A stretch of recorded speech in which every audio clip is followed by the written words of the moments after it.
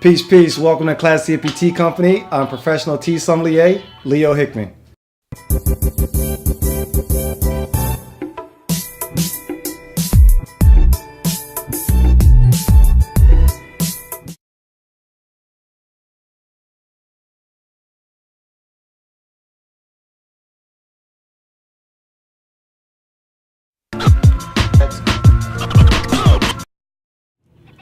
Awesome, man. So I often get the question about high blood pressure and things of that sort. And what teas do I have that could help? One herb that's really good for high blood pressure that I often use as a leisure blend that has some medicinal properties is Abuela's Love. It is a hibiscus blend, Egyptian hibiscus. We have lemongrass, we have some rosehip, and then a touch of orange.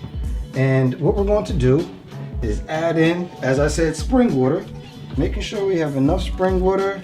I put about a teaspoon of leaves, and that should be great for now.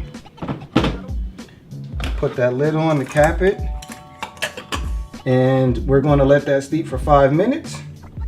5 minutes, turning that, and we're letting it steep for 5 minutes because it's actually an herbal tea, or known as a tisane. Tisanes are leaves, barks, seeds, things of that sort that can be steeped, but they're not actually tea.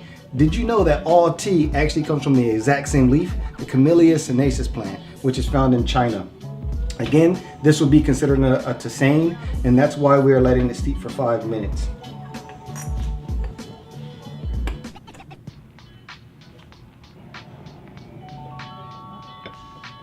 So we've been steeping now for 5 minutes, as you can see. That is done. And now we are going to pour into our smelling cup. And to your left or right, depending on which way you're standing, that will be your tasting cup.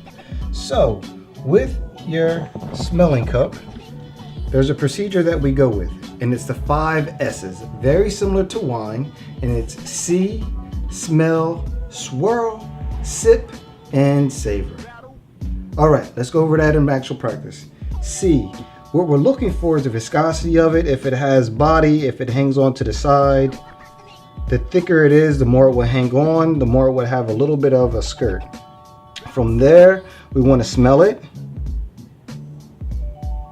This is what they call the nose in the industry. What is the nose or the profile of the tea? Swirling it, what that is going to do is agitate it, similar to what you would do with concrete or things of that sort. Just mixes it up very well. So we swirled it. We are going to pour over into our tasting cup. Sitting that. Being careful, notice this silverware these cups do not have any handles. What that means is if it's too hot to the touch, then it's too hot for you to drink. We're moving into step 4, which is going to be sip. When you sip, you're going to want to agitate again, adding in a little bit of water air on that back end.